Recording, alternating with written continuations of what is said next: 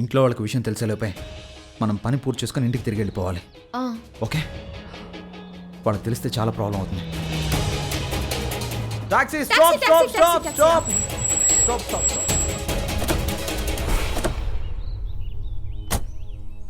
పెళ్లి చేసుకోవడానికి ఇక్కడ ఏదైనా మంచి టెంపుల్ ఉందా? పెళ్ళా? గుడా ముందు మనం కాళికను వెతకడానికి వెళ్ళాలి కదా. ముందు గుడి ఎక్కడ ఉందో కనుక్కుందాం, ఆ తర్వాత కాళిని వెతుకుదాం. లేదు లేదు రిషి, ముందు మనం కాళిని వెతుకుదాం, ఆ తర్వాత పెళ్లి చేసుకుందాం. కానీ చూడండి సార్, ఈ మధ్య ఒక అమ్మాయి చనిపోయింది. పెళ్లి చేసుకోవడం వల్ల చనిపోయింది. మిమ్మల్ని ఊళ్ళో వాళ్ళు ఏమంటారో?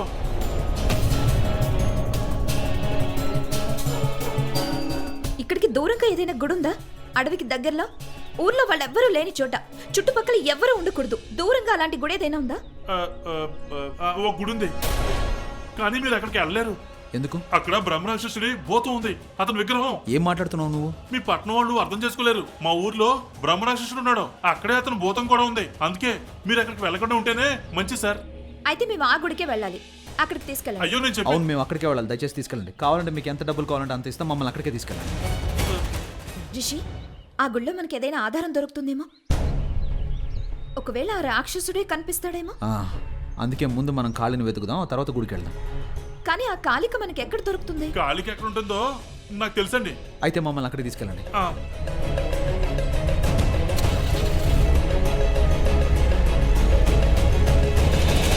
అత్తయ్య గారు రిషబ్ ఎక్కడ కనిపించడం లేదు. తన గదిలో కూడా లేడు.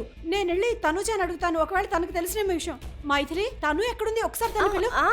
అలాగే చూసొస్తాను. నువ్వు ఇక్కడే ఉండు, నేను చూసొస్తాను. అందరూ వచ్చారా? మనం తొందరగా వెళ్ళాలి. అందరూ రెడీగా ఉన్నారు కదా, వెళ్దామా? అన్ని రెడీగా ఉన్నాయా లేదా? మల్హోత్ర గారు, మేమంతా రెడీ అయి చాలా సేపు అయ్యింది. ఒక్కో క్షణం ఒక్క యుగంలా ఉంది, కష్టంగా ఉంది. పదండి వెళ్దాం. వీలైనంత తొందరగా వెళ్ళిపోదాం, అందరం కలిసి వెళ్దాం. అందుకే నేను బస్సు ఏర్పాటు చేశాను, మనందరూ సేఫ్ గా ఉండాలని. అనిల్ గారు ఇప్పుడు బస్సుకి కమలాలతో రాజగిరాలతో డెకరేట్ చేస్తున్నారు. మోయ, నేను ఇల్లంతా వెతికాను, రిషబ్ బావ తను ఎక్కడా కనిపించలేదు. ఎక్కడ కనిపించలేదంటే ఏంటి అర్థం? ఇంత ఉదయాన్నే ఎక్కడికి వెళ్ళి ఉంటారు? మనం ఉదయాన్నే బయలుదేరుతున్నామని రాత్రి వాళ్ళతో చెప్పాను కదా. మరి వాళ్ళు ఎక్కడికి వెళ్ళి ఉంటారు? వాళ్ళ సామాన్లు ఇక్కడే ఉన్నాయి, కానీ వాళ్ళిద్దరూ లేరు. ఇంట్లో ఎవరికి చెప్పకుండా ఎక్కడికి వెళ్ళి ఉంటారు?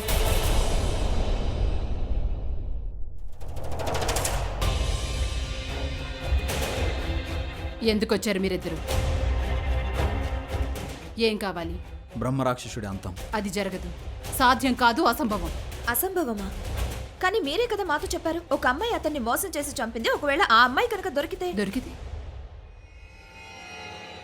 అంటే మీకు అమ్మాయి దొరికిందా? తను కనిపించిందా మీకు? దొరికిందా చెప్పండి. లేదు, ఆ అమ్మాయి మాకు దొరకలేదు. మేము చాలా ప్రయత్నం చేశాం, కానీ మాకు దొరకలేదు. ఒక ఫోటో మాత్రం దొరికింది.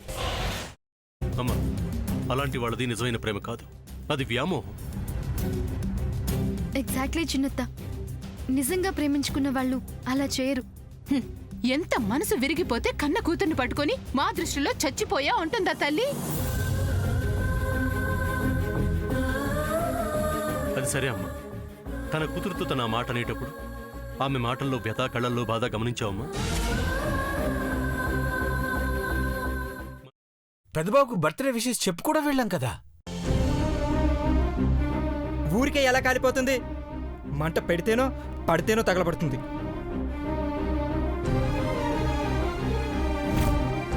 కరెక్ట్ చిన్నబాబు, నీకొచ్చినట్టే నాకు డౌట్ వచ్చింది. పార్వతే షర్టును తగలబెట్టిందనుకుంటా.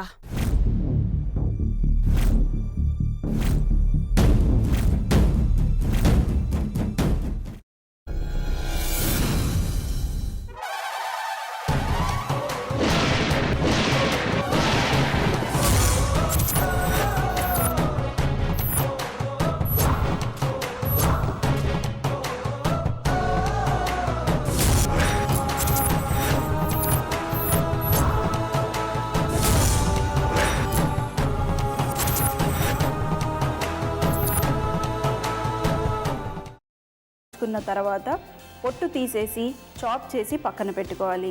ఒక ప్యాన్లో కొద్దిగా నూనె వేడి చేసి అందులో ఆవాలు, మినప్పప్పు, శనగపప్పు, కరివేపాకు, సన్నగా తరిగి పెట్టుకున్న ఉల్లిపాయలు వేసుకుని 1 నిమిషం పాటు వేయించుకోవాలి. ఆ తర్వాత కాల్చి కట్ చేసి పెట్టుకున్న వంకాయని కూడా అందులో వేసుకుని బాగా మిక్స్ చేసి బౌల్లోకి ట్రాన్స్ఫర్ చేసుకుని అందులో తగినంత చిక్కటి పెరుగు లేదా పల్చటి పెరుగు వేసుకుని మిక్స్ చేసి అన్నంతో కానివ్వండి, చపాతీతో కానివ్వండి సర్వ్ చేసినా చాలా బాగుంటుంది.